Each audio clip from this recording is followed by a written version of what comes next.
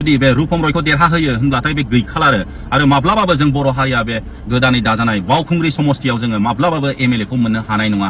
जुदि बिथाङा सासे एमएलए जायोबा मा मावगोन? बिथाङा जोंनि हारिनि एगेन्स्ट मावगोन, जोंनि बर' हारिनिल' नङा, मुस्लिमफोरनिबो आरो बेंगलिफोरनिबो ना, बाङालिफोरनिबो। बिनि थाखायनो दा बर'फ्राबो मुस्लिमफ्राबो बेनिफ्राय बाङालि बिसोरबो माने ज' जाबाय आरो बिथांखौ फेजेनथारनांगौ होननानै बिथांखौ मालाबाबो जोङो एमएलए होननानै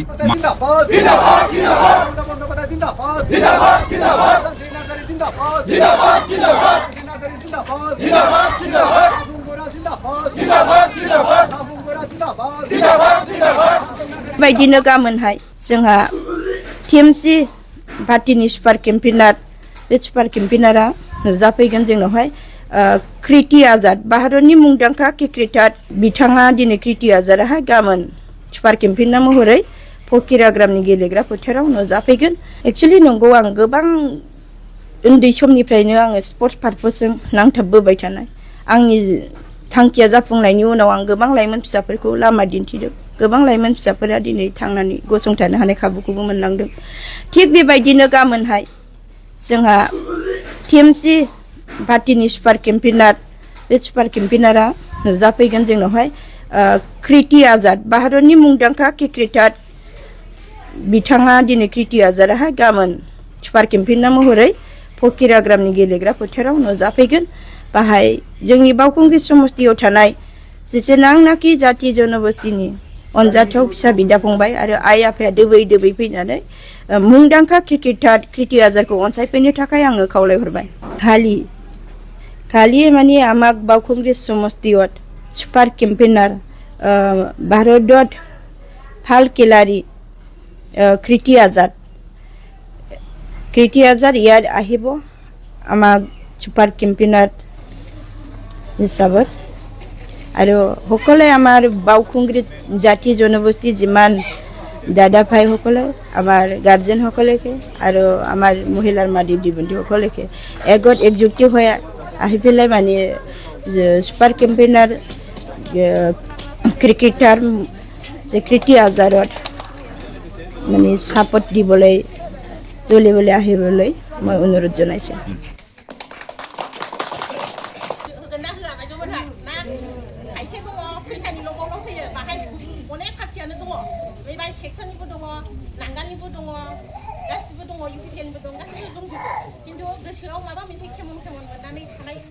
जाहाथे बेफोरखौ ज्राब गारनानै दैलांबारि गामियावनो जाहाथे जोङो बायद'खौ मोजां देरहाहोलांनो हायो।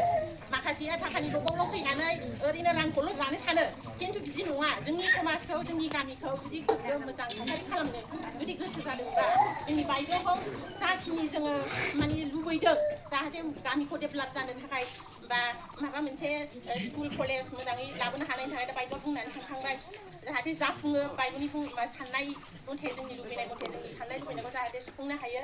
दा बेनि दारैनो जों बायद'खौ मोजां देरहाहोलांनो नाजानांगोन आरोखि, होथारनांगोन आरोखि। दा माइ होनांगौ, माइ थुनांगौ,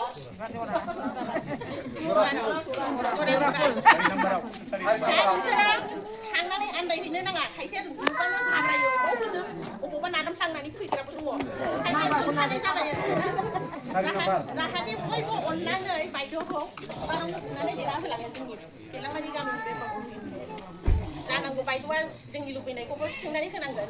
रायजो राजा आइ आफा बिदा फंबाय गासैनिबो एसेनोसै। नोंथांमोनहा जुदि बे रुपम रयखौ देरहाहोयो होनब्लाथाय बे गैखाला आरो माब्लाबाबो जों बर' हारिया बे गोदानै दाजानाय बावखुंग्रि समस्तियाव जोङो माब्लाबाबो एमएलए खौ मोननो हानाय नङा। जुदि बिथाङा सासे एमएलए जायोबा मा मावगोन? बिथाङा जोंनि हारिनि एगेन्स्ट मावगोन, जोंनि बर' हारिनिल' नङा, मुस्लिमफोरनिबो आरो बेंगलिफोरनिबो ना, बाङालिफोरनिबो। बिनि थाखायनो दा बर'फ्राबो मुस्लिमफ्राबो बेनिफ्राय बाङालि बिसोरबो माने ज' जाबाय आरो बिथांखौ फेजेनथारनांगौ होननानै बिथांखौ मालाबाबो जोङो एमएलए होननानै जोबोद गाज्रि जानानै दङ। जोंनि बे क'क्राझार बावखुंग्रि गोदानै दाजानाय समस्ति, बियो ओरैबायदि लासिंसिं ना, ओरैबायदि लाजिनांथाव जानानै दं। नोंथांमोनहा गोबाङानो मिन्थिबाय जानो हागौ। दा सासे केन्डिडेट दङ ना, बिथाङा बिपिएफ हानजानि जानानै गावनि बिजाथिखौ होदों। बिथांनि मुङानो जाहैबाय रुपम रय। बिथाङा बङाइगाव डिस्ट्रिक्टनि, जोंनि बिटिसि ओनसोलनि नङा। बिथाङा सासे फरेनार आरो बिथांनि एडुकेसनानो जाहैबाय बङाइगाव कलेज जेब्ला बिथाङा बङाइगाव कलेजाव फरायदोंमोन बे समाव बिथाङा आसुना अल आसाम स्टुडेन्ट इउनियन बिनि प्रेसिडेन्टमोन बङाइगाव डिस्ट्रिक्टनि बै समावहाय बिथाङा गावसिनि बे आख्रासुनि फिरफिलाखौनो सावदों ओरैबायदि माने लाजि फोनांदों गावसिनि हारिखौ गावसिनि आफादखौ दा बिनि थाखायनो बिथांखौ राजबंशीफ्राबो सैया बिथाङा सासे दुथां मानसि बिथाङा सासे हिंसा खालामग्रा सुबुं बिनि थाखायनो गावसिनि राजबंशी हारियाबो बिथांखौ सैया आरो नोंथांमोननो आरो खिन्थाबावनोसै बिथाङा जेब्ला गुवाहाटी हाइकर्टआव पियन हिसाबै खामानि मावदों बिथाङा बै एनआरसिनि माखासे डकुमेन्टखौ डुप्लिकेट सिगनेचार होदों जाहैदों डुप्लिकेट सिगनेचार होनानै जेसेबांखि बेंगलि मुस्लिम्स आरो बेंगलि हिन्दुफोर ना बेंगलि स्पिकिं पपुलेसन बिथांमोनखौ बांलादेशी होननानै साजायनानै बिथाङा डिपर्ट खालामदों आरो गोबांथार मानसिखौ डिटेनसन केम्पआवबो सोनानै दोनदों ओरैबायदि आलाय सिलाय खालामदों बेनि थाखायनो जेसेबांखि मुस्लिम पपुलेसन बिथांखौ सुखुवा आरो बिसोरो माब्लाबाबो बिथांनो भटखौ होनो हाया जाहैदों मुस्लिमफ्राबो आरो मुस्लिमफोरल' नङा आरो बेंगलिफोरबो ना हिन्दु बेंगलि बिनि थाखायनो बेंगलिफ्राबो ओरैबायदि खिथेर लादों बिथांनो माब्लाबाबो भटखौ होनो हाया आरो बिसोर होआ जाहैदों नोंथांमोनहाथ' मिथिखायो बिथाङा मा दाबिबाय थादों जोंनि हारिनि एगेन्स्टनि मा मावबाय थादों नोंथांमोनहा मोजाङैनो मिथिखायो ना जुदि बिथाङा सासे एमएलए जायोबा मा मावगोन बिथाङा जोंनि हारिनि एगेन्स्ट मावगोन जोंनि बर' हारिनिल' नङा मुस्लिमफोरनिबो आरो बेंगलिफोरनिबो ना बाङालिफोरनिबो बिनि थाखायनो दा बर'फ्राबो मुस्लिमफ्राबो बेनिफ्राय बाङालि बिसोरबो माने ज' जाबाय आरो बिथांखौ फेजेनथारनांगौ होननानै बिथांखौ मालाबाबो जोङो एमएलए होननानै मानिनो हाया नाथाय जोंना माखासे मानसि बर'फ्राना पार्टिखौ लानानै जों नांगाल बिथाङाबो नांगालनिनो होननानै सोरबा सोरबा दासिमबो बे खेलाखौ बुजियाखै बिथांनो भट होनो नागिरबाय थादों दा बिनि थाखायनो नोंथांमोनहा साबधान जादो मेगनखौ खेवदो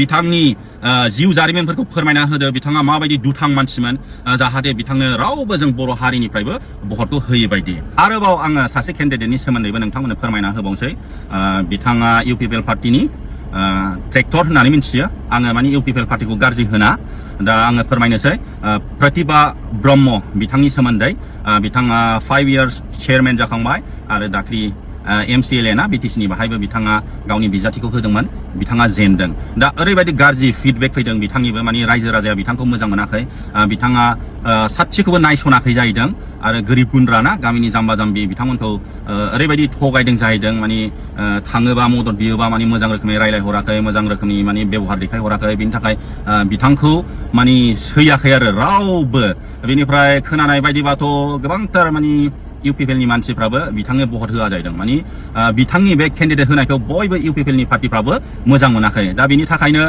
जोंनि बर' हारिनिफ्राय बेनिफ्राय मुस्लिमफोरनिफ्राय बेंगलिफोरनिफ्राय केन्डिडेट फसायनाय मोनाखैना जों नांगालनाबोथ' ओरैनो खुनखाहा बङाइगाव डिस्ट्रिक्टनि जाबाय आरो बिथांनि आखल आखुफोरखौ मिन्थिजोबनानै माने गुबुन हारिफ्राबो मोजां मोनाखै आरो नै दा इउपिपिएल पार्टिनि प्रतिभा ब्रह्म बिथांखौबो रायजो राजाया मोजां मोनाखै गावसिनि पार्टिनि मानसिफ्रानो मोजां मोनाखै दा बिनि थाखायनो सासे अल्टारनेट मोजां लिडार नागिरदों इन्डिपेन्डेन्ट